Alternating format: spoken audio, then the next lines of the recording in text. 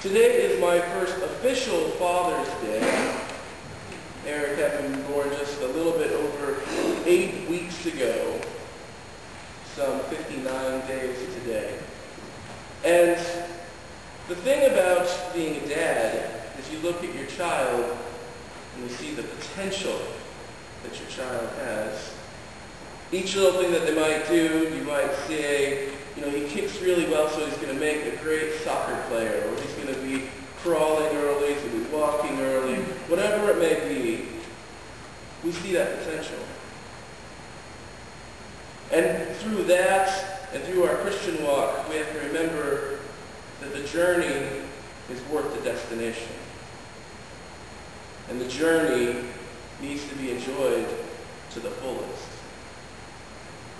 It seems like only yesterday that Eric was born, and at the same time it seemed like a lifetime ago that Eric was born.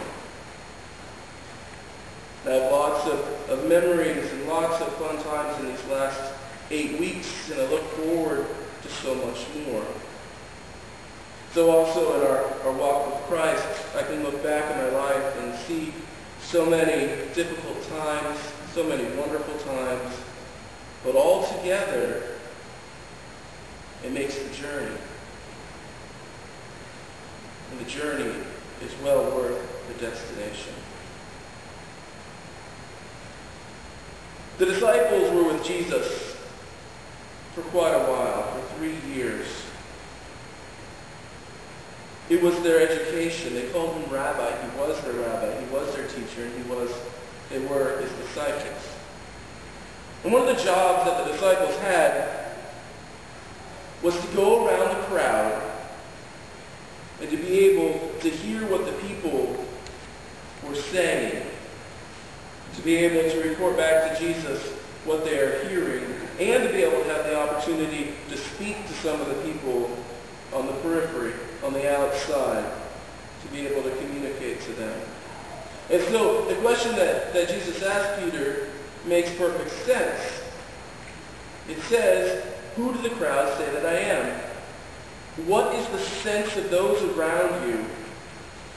What is the sense of how they feel about who I am? Who do they recognize me as?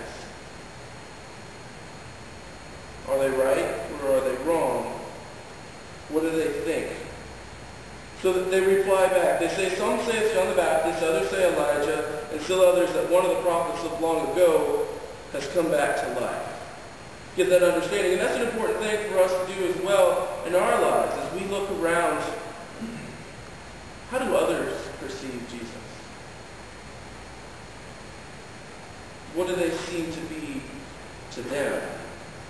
How does the world perceive that? And how does the world perceive that? How do our friends perceive that as they see God working in our lives? Do they see God working in our lives?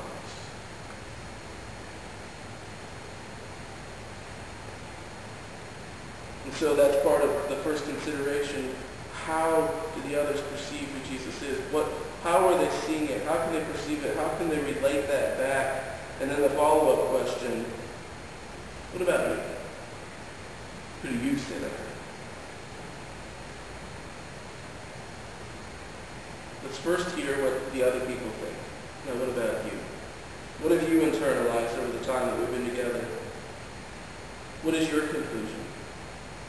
I am your teacher, that's obvious. I am a rabbi. But after spending so much time with me, who do you say that I am? And Peter answered, the Christ of God. And Jesus strictly warned them not to tell this to anyone because of expectation. Because of what people may respond and try to do if they start proclaiming, you are the Christ of God.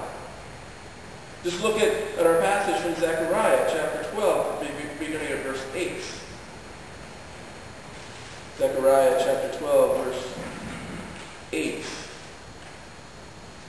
says, on that day the Lord will shield those who live in Jerusalem, so that the peoplest among them will be like David, and the house of David will be like God, like the angel of the Lord going before them.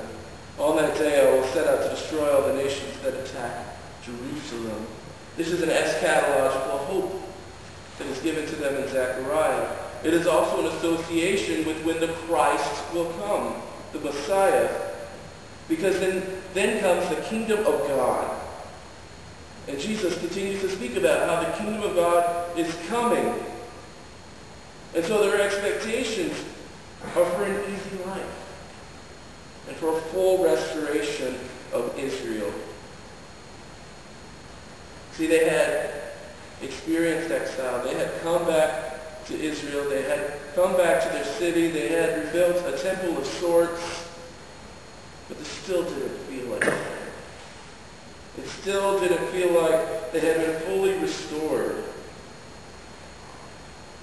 And so, if the people got wind that they thought that this was the Messiah, they might do something crazy. They might come and try to forcefully make him their king. They might start a revolt. But there's a little bit more to this passage and a little bit more for us as well. On that day, a fountain will be opened to the house of David and the inhabitants of Jerusalem to cleanse them from their sin and impurity. It's not just about a battle without, it's about a battle within as well. To be followers of God, followers of the Messiah and followers of God the Father, it's about being right with ourselves and with God, being purified, being made right. Jesus' Messiahship was so much more than just taking over and restoring Jerusalem to its right place. It's about the whole world.